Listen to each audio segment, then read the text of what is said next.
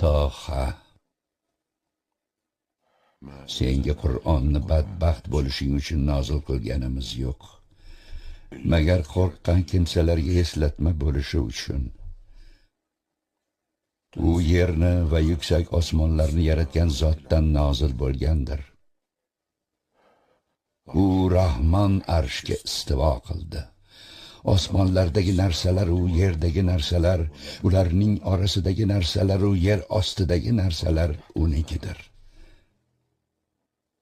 Sen agar so'zda ovozingni yuksaltirsang ham bas, albatta u sirni ham, maxfiyni ham bilguvchidir.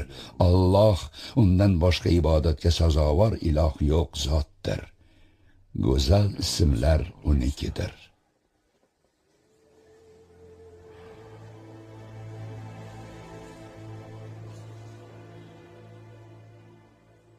Qurayshliklar shundan qochayotgan edimi?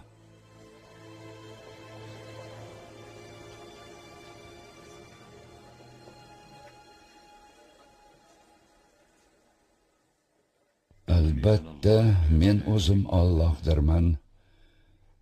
Mendan o'zga iloh yo'q. Bas menga ibodat qil va meni zikr etish uchun namozni to'kis ado et. Albatta qiyomat soati kelguvchidir. Har bir jon sayi harakatiga yarasha jazo olishi uchun uni maxfiy tuturman. Unga iymon keltirmaydiganlar, havoi nafsiga ergashganlar seni hargiz undan to'smasinlar. U holda halok bo'lasan.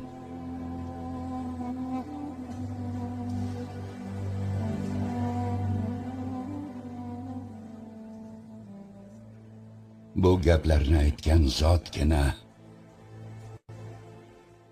ibodat qilishimizga loyiqdir.